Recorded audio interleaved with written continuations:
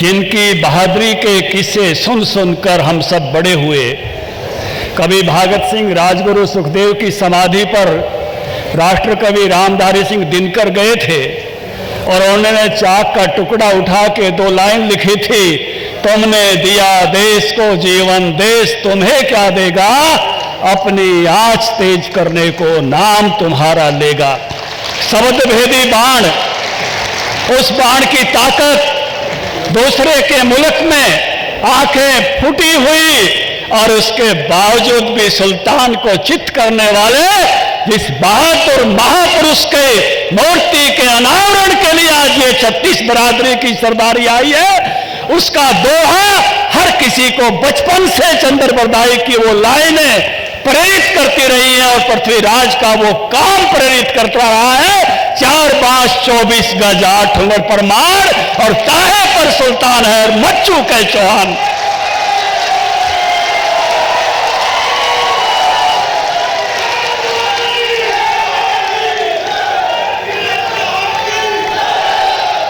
इस मौके पर उपस्थित संत समाज और आज मुझे फक्र है भारत के रक्षा मंत्री, जिनकी नजरें देखकर हमारे पड़ोसी देश थरथराते हैं, जिनकी निगाह से भारत की सीमाएं सुरक्षित हैं, जिन्होंने भारत को उन 3 मुल्कों की श्रेणी में खड़ा किया है, या तो अमेरिका या तो इजराइल, 2 ही मुल्क ऐसे थे उन पे कोई अटैक करता था तो उस मुल्क में जाकर अटैक करते थे। आज भारत का रक्षा मंत्री ठाकुर राजनाथ सिंह होने से भारत पर कोई अटैक करता है, उसके मुल्क में जाकर ठोकते हैं, हम उसके मुल्क में ठोकते हैं। ये बदला हुआ भारत है। आज चीन की हिम्मत नहीं पड़ती है भारत की सीमाओं की तरफ निगाह करने की। आज भारत राजीव गांधी की तरह ये नहीं कहता कि मैकमोहन लाइन मोटी लाइन से खींच दी गई है, 25 किलोमीटर इधर उधर पता ही नहीं चलता। राजनाथ सिंह जी को 25 इंच भी पता चलता है, अगर कोई घुसता है तो खदेड़ देते हैं। आज का भारत राजनाथ सिंह जी के रक्षा मंत्री का भारत नरेंद्र मोदी को 15 अगस्त पर अपनी बनाई हुई तोपों से सलामी देता है। आज का भारत पानी में अपना विक्रांत उतारता है। आज का भारत हथियार मंगाता नहीं, दुनिया को हथियार देता है।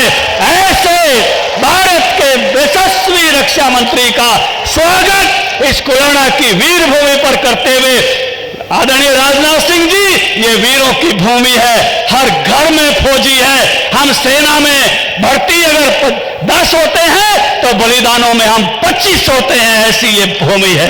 गांव गांव वीर भूमि, अगणित है शौर्य गाथा।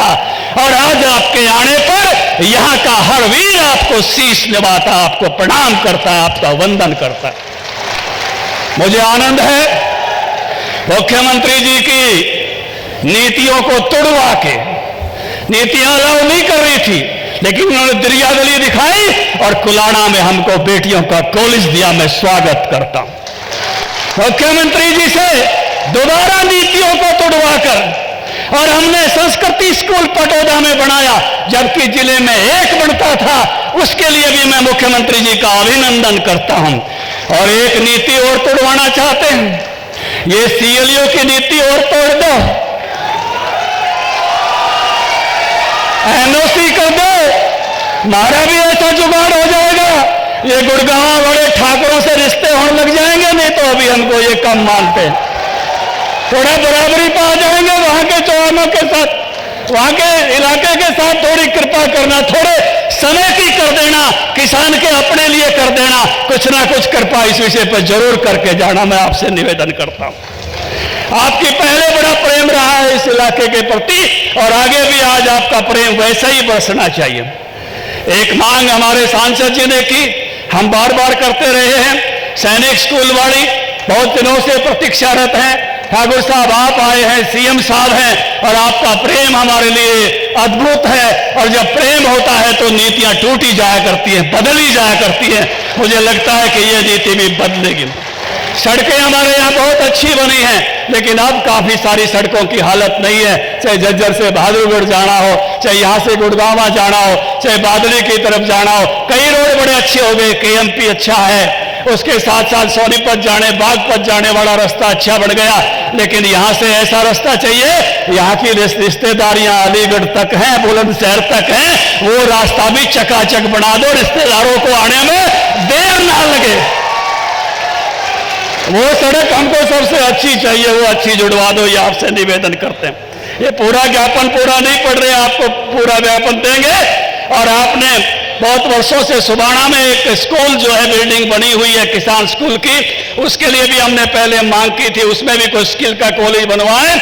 और जैसे मैं निवेदन करूंगा, बड़े दिनों बाद हमने ये जलसा किया है, बुलाए हो, कभी ऐसी स्थितियां थी कि कोरोना आ गया था और आ गया था, बड़े जलसे में कई दिन बाद आए हो, और नई पंचायत भी बन गई है। चारों हल्के के लिए 50-50 करोड़ रुपए कम से कम जरूर जो खजाना खोल के जाना, जिससे नए सरपंचों को भी कुछ ना कुछ काम करने का मौका मिले और उनको भी ये दिखाने का मौका मिले। राजपूत समाज की धर्मशाला की मांग हमने की है, 85 लाख बकाया है, वह तो माफ कर दियो और 1 करोड़ और दे दियो, बढ़िया बना के उद्घाटन के लिए आपको बुलाएंगे। उसका लिए भी आपसे निवेदन करते हैं। और एक रेलवे लाइन की बात एमपी साहब ने भी की है, सर्वे भी हुआ था, उसको भी पूर्ण तार दियो, जो है ये पीछे निकल जाएगी। और बाढ़सा की जो है एम्स तक अगर मेट्रो का भी एक प्रपोजल पहले से आपके सामने है, वो पूरा हो जाएगा तो दिल्ली से पेशेंट आने और जाने में भी आसानी हो जाएगी।